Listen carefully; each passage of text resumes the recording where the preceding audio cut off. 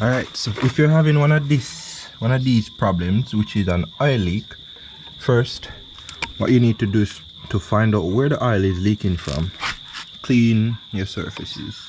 So you want to clean everywhere close to where the oil is dripping from.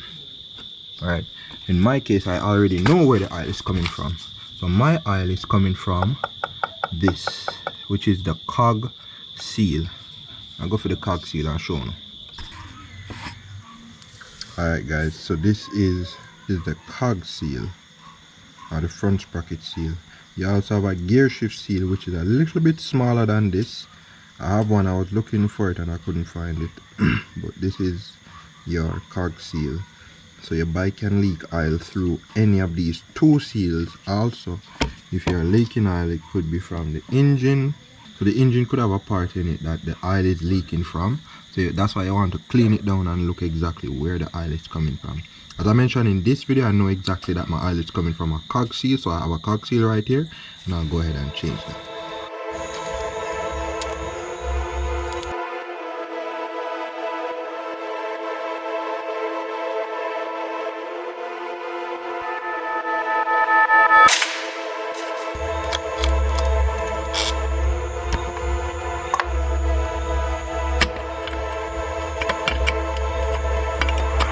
Forward and then pull it out.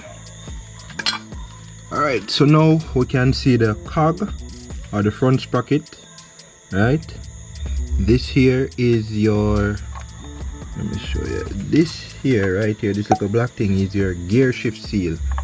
Right, so here is the cog seal and this here is the gear shift seal down here, so you can see the difference in size. Alright, so what I did before, I inspected around, I pulled off the cover and I pulled off the cog and I inspected around the seal. Now the cog seal is what I'm gonna pull off now. So this requires a 10 to pull these off. So I'm just gonna switch this out for a 10.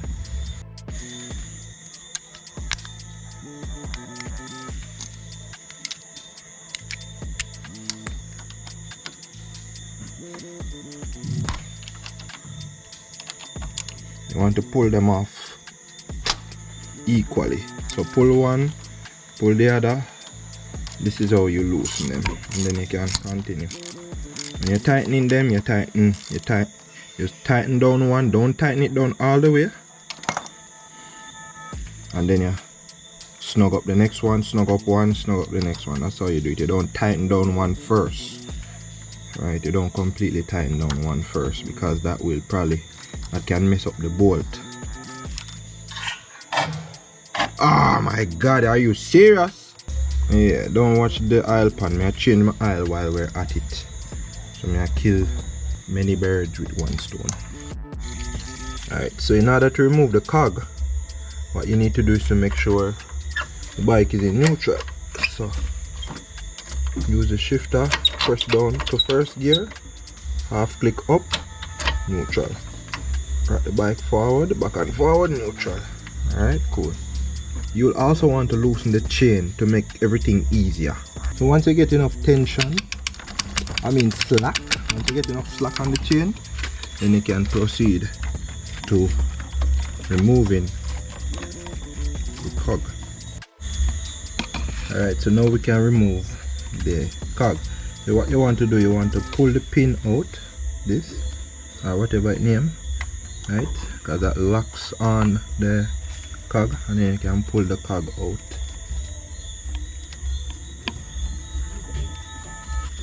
Rock it and pull it off.